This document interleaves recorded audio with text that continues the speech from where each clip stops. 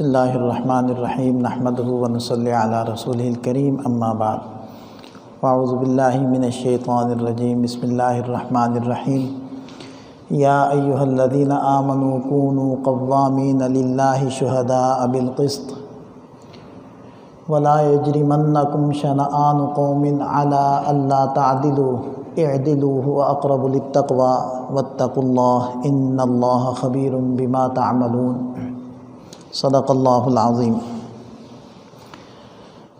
یہ پہلی آیت سورۃ المائدہ کی آیت نمبر 8 ہے اور اس سے ملتی جلتی ایک آیت سورۃ النساء کے اندر بھی گزر چکی ہے۔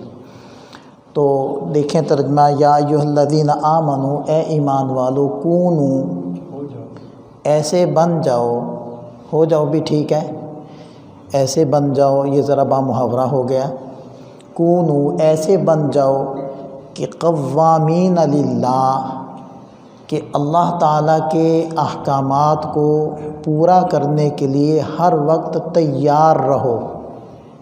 کونو کا معنی ہو گیا ایسے بن جاؤ کہ اللہ تعالیٰ کے احکامات کو پورا کرنے کے لیے ہر وقت قوامین تیار رہو۔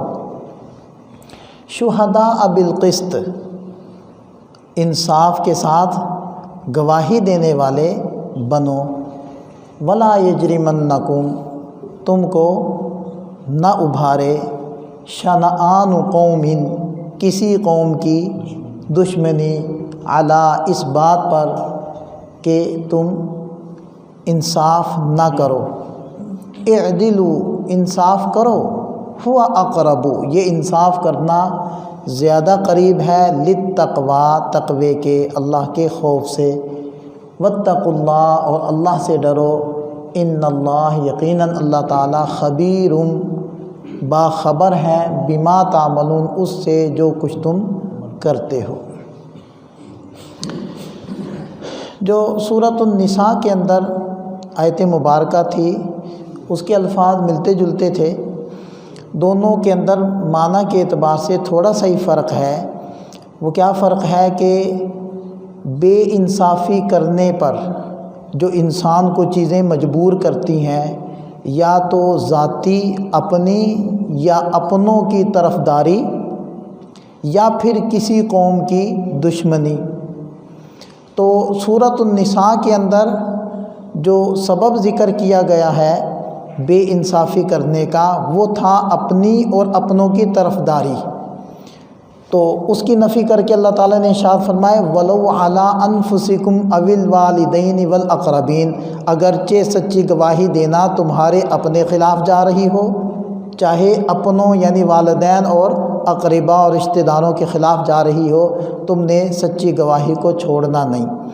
اور یہاں دوسرے سبب کو بیان فرما دیا کہ سچی گواہی دینے سے تمہیں کسی قوم کی دشمنی وہ نہ روکے اور رکاوٹ نہ ڈالے، تم نے سچی گواہی دینے سے کبھی بھی پیچھے نہیں ہٹنا۔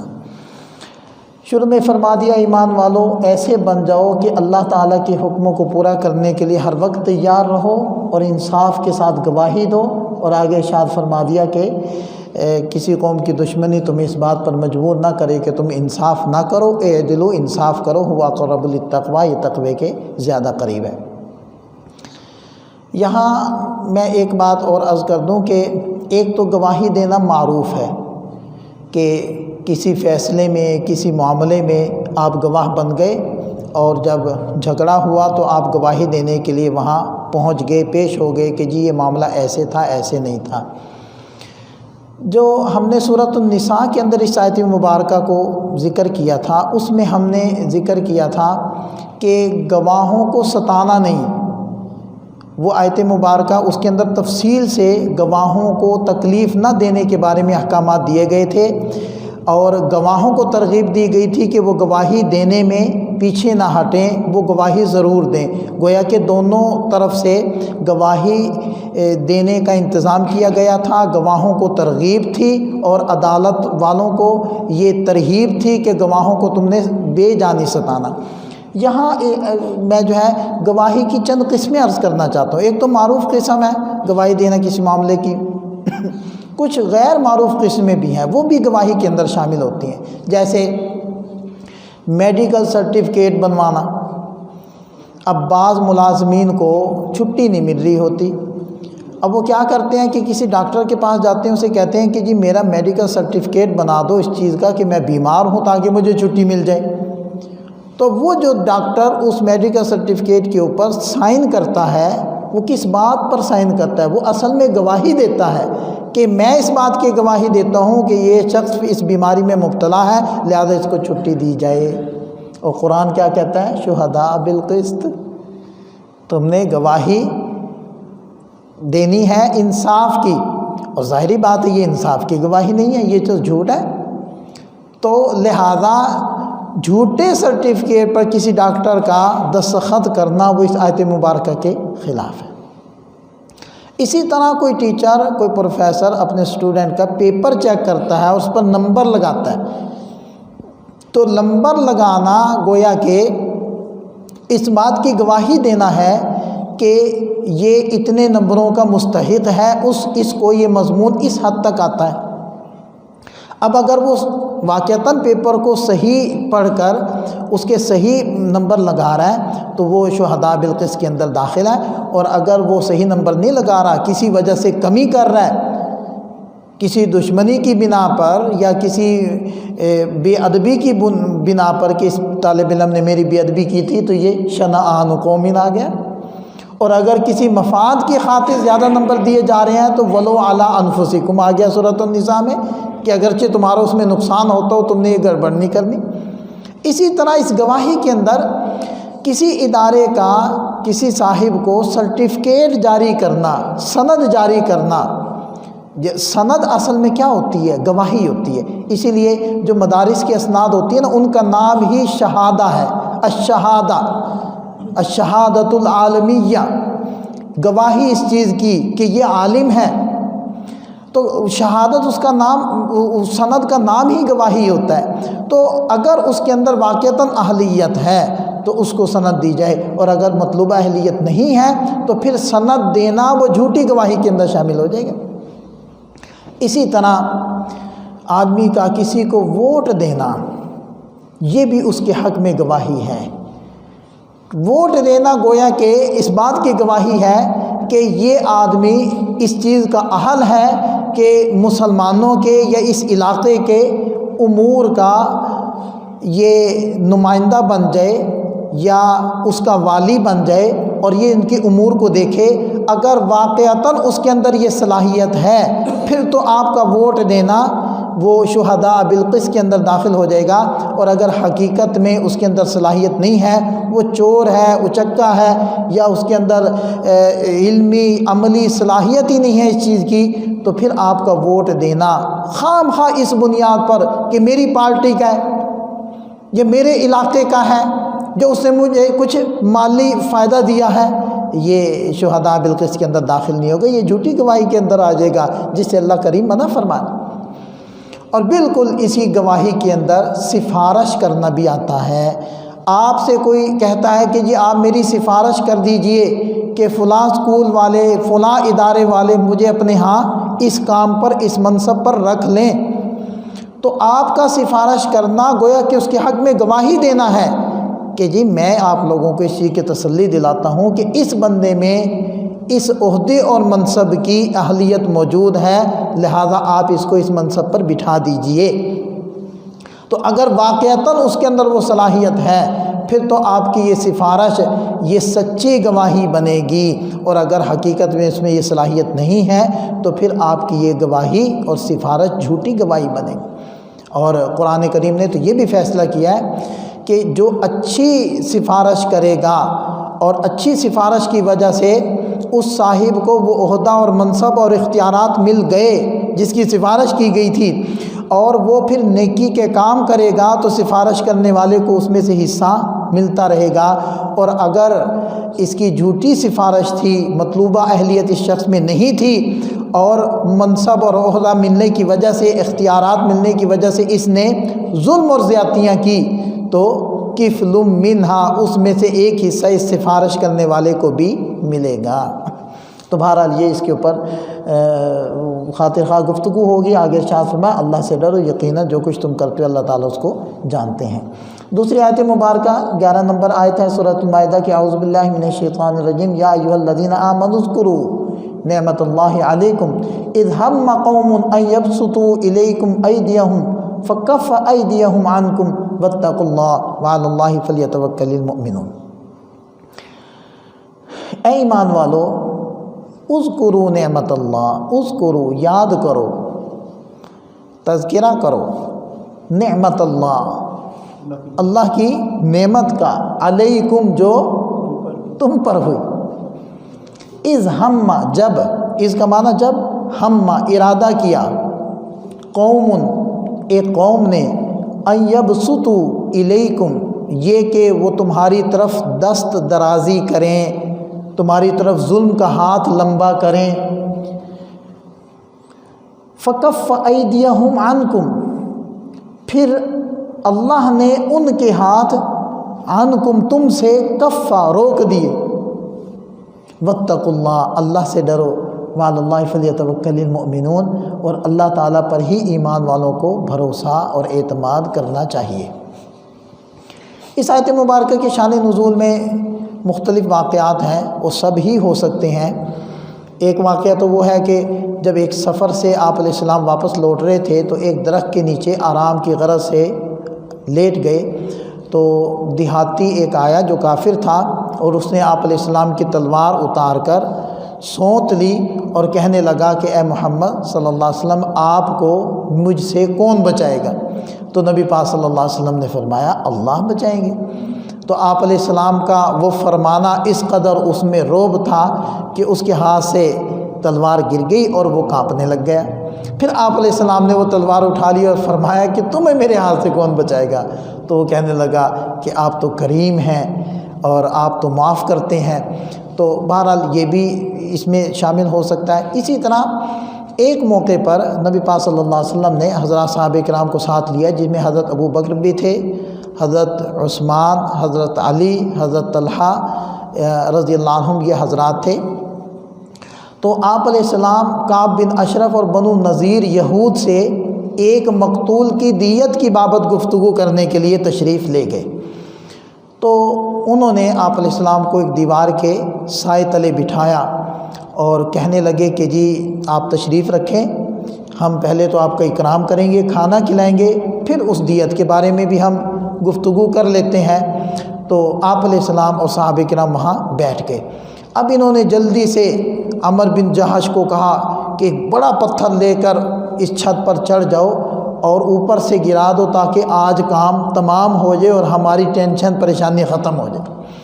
تو وہ یہ کارروائی کر رہے تھے، حالانکہ اللہ تعالیٰ تو سب کچھ جانتے ہیں، ان کو اس چیز کے کیا وہ اس چیز سے بے خبر تھے. تو اللہ تعالیٰ نے حضرت جبریل علیہ السلام کو اطلاع دینے کے لیے بھیج دیا. تو نبی پاک صلی اللہ علیہ وسلم وہاں سے اٹھ کر تشریف لے آئے، وہاں نہیں بیٹھے. تو اس قسم کے واقعات کی طرف اصل میں اللہ تعالیٰ ارشاد فرمانے اے ایمان والو اذکروا نعمت اللہ، اللہ تعالیٰ کی نعمت کو یاد کرو، علیکم جو تم پر ہوئی، اذ ہم قوم جب ایک قوم نے ارادہ کیا کہ ان یبسطوا الیکم ایدیہم کہ وہ اپنے ہاتھ تمہاری طرف بڑھائیں، یعنی تم پر کوئی ظلم کریں، زیادتی کریں. فکف ایدیہم عنکم پھر اللہ نے ان کے ہاتھ تم سے روک دیے. واتقوا اللہ آگے کیا فرمایا؟ واتقوا اللہ اللہ سے ڈرو. کیا اشارہ کر دیا کہ یہ حفاظت کا غیبی انتظام صرف میرے پیارے حبیب صلی اللہ علیہ وسلم اور ان کے رفقاء کے ساتھ خاص نہیں ہے. اگر تم تقوی اختیار کرو گے اور اللہ پر اعتماد کرو گے اور بھروسہ کرو گے تو اس کی اس غیبی حفاظت کا انتظام تمہارے ساتھ بھی ہو جائے گا. یہ دو باتیں ذکر کر دی، اللہ سے ڈرو، تقوی اختیار کرو اور ایمان والوں کو اللہ پر بھروسہ کرنا چاہیے. جو یہ کرے گا اس کے ساتھ اللہ کی غیبی حفاظت کا انتظام ہوگا. اور اس میں ساتھ اشارہ بھی کر دیا کہ اللہ کی نعمتوں کا تذکرہ کرنا اور اس کا شکریہ ادا کرنا یہ بھی ایمان والوں کا ایک فریضہ ہے، کیونکہ اس سے نعمت بڑھتی ہے. تیسری آیت ہے آیت نمبر 35 سورہ مائدہ کی، اعوذ باللہ من الشیطان الرجیم، یا ایھا الذین آمنوا اتقوا اللہ وابتغوا الیہ الوسیلۃ وجاہدوا فی سبیلہ لعلکم تفلحون۔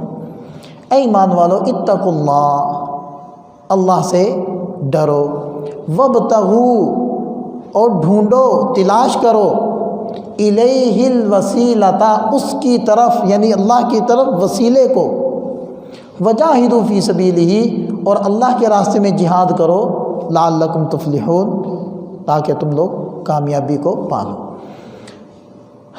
تو یہاں اتقوا اللہ کا حکم دینے کے بعد ارشاد فرمایا وابتغوا الیہ الوسیلہ۔ وسیلہ کسے کہتے ہیں؟ وسیلہ کہتے ہیں ہر اس چیز کو جو کسی کو دوسرے کے ساتھ محبت اور رغبت کے ساتھ جوڑنے کا سبب بن جائے اور جوڑ دے۔ ٹھیک ہے جی، وسیلہ کہتے ہیں ہر اس چیز کو جو کسی کو دوسرے کے ساتھ محبت اور رغبت کے ساتھ جوڑنے کا سبب بنے، ذریعہ بنے، بیچ میں واسطہ بنے، اس کو کہتے ہیں وسیلہ۔ اب اللہ کے بندے اللہ کے ساتھ جڑ جائیں اور اللہ کے ساتھ محبت کریں، رغبت کریں اللہ کی طرف، ان کا تعلق اللہ تعالیٰ کے ساتھ مضبوط ہو جائے، اس کا کیا طریقہ ہے؟ اس کا طریقہ اللہ تعالیٰ پر ایمان لانا ہے، اور اللہ تعالیٰ کے جتنے احکامات ہیں، فرائض ہیں، واجبات ہیں، ان کو پورا کرنا ہے۔ حضور نبی کریم صلی اللہ علیہ وسلم کی جو طرز حیات ہے اس کو اپنا لینا ہے، یہ وسیلہ ہے، یہ اللہ تعالیٰ تک پہنچنے کا ذریعہ ہے، اور اس کے ساتھ تعلق کو مضبوط کرنے کا بہت بڑا ذریعہ ہے۔ تو جیسے ان اعمال کو، ان فرائض و سنن کو پورا کرنا اللہ تعالیٰ تک پہنچنے کا ذریعہ ہے، اسی طرح انبیاء کرام اور صلحائے عظام سے محبت کرنا بھی تو اللہ تک پہنچنے کا ذریعہ اور سبب ہے، کیونکہ ان کی اتباع کرنا اور ان سے محبت کرنا یہ بھی تو اللہ تعالیٰ کا ہی حکم۔ اسی وجہ سے کسی نیک ہستی اور شخصیت کا دعا کرتے ہوئے حوالہ دے دینا، وسیلہ دے دینا، یا اس کو ذریعہ بنا لینا، یہ بھی جائز ہے، اور اس کا ثبوت بھی یہیں سے ہو جاتا ہے۔ اور حضرت عمر فاروق رضی اللہ عنہ نے ایک مرتبہ قحط کے موقع پر حضرت عباس رضی اللہ عنہ کے وسیلے سے دعا مانگی تو اللہ تعالیٰ نے بارش عطا فرما دی۔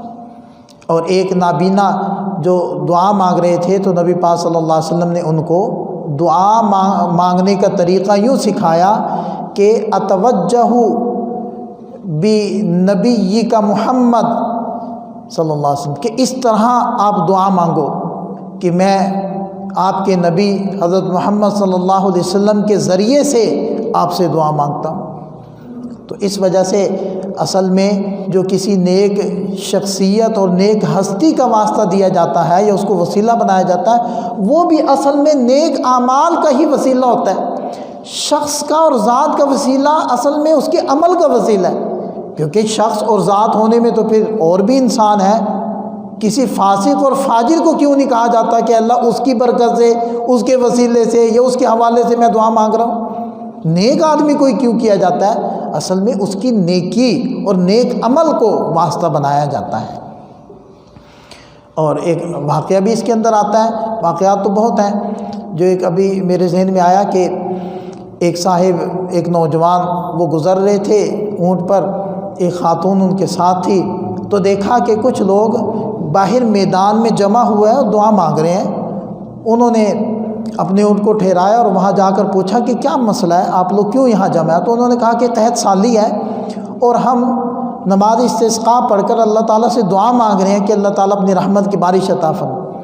انہوں نے کہا اچھا میں ابھی آتا ہوں۔ یہ گئے اونٹ کے پاس اور وہاں کھڑے ہو کر دعا مانگی۔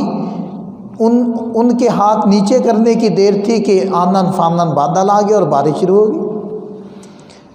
اب یہ ساری بستی والے اس کے پیچھے، اس نوجوان کے، بھئی تم نے کیا ایسا عمل کیا کہ اللہ تعالیٰ نے فوراً بارش عطا فرمائی؟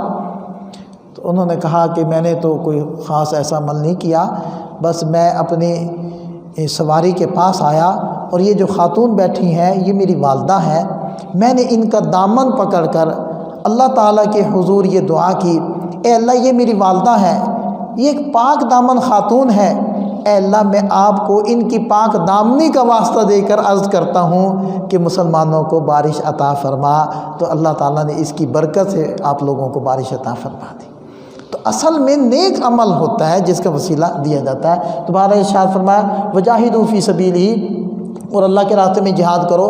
تو وسیلہ کے اندر سارے نیک اعمال آگے، جہاد بھی نیک عمل ہے وہ بھی آ گیا تھا، لیکن اس کو پھر الگ سے ذکر فرمایا اہمیت کے پیش نظر، لعلکم تفلحون، تاکہ تم کامیابی کو پالو۔ تو بہرحال آج 3 آیات ہو گئی۔ پہلی آیت مبارکہ میں وہی جو پہلے بھی یہ مضمون گزر چکا ہے، انصاف کی گواہی دینا، اور انصاف کی جو گواہی کی جو مختلف شکلیں تھیں وہ بھی ہم نے عرض کر دی۔ دوسری آیت مبارکہ میں کیا حکم دیا گیا کہ اللہ تعالیٰ کی نعمت کو یاد کرو کہ اس نے تم پر احسان کیا۔ تو اس میں ترغیب ہے کہ اگر تم یہ حفاظت والی نعمت اپنے ساتھ لینا چاہتے ہو تو تقوی اور توکل اختیار کرو۔ اور تیسری آیت مبارکہ میں وسیلہ اور جہاد فی سبیل اللہ کا تذکرہ ہوا۔ اللہ تعالیٰ ہمیں سمجھ عطا فرمائے، عمل کی توفیق عطا فرمائے۔ وآخر دعوانا ان الحمد للہ رب العالمین۔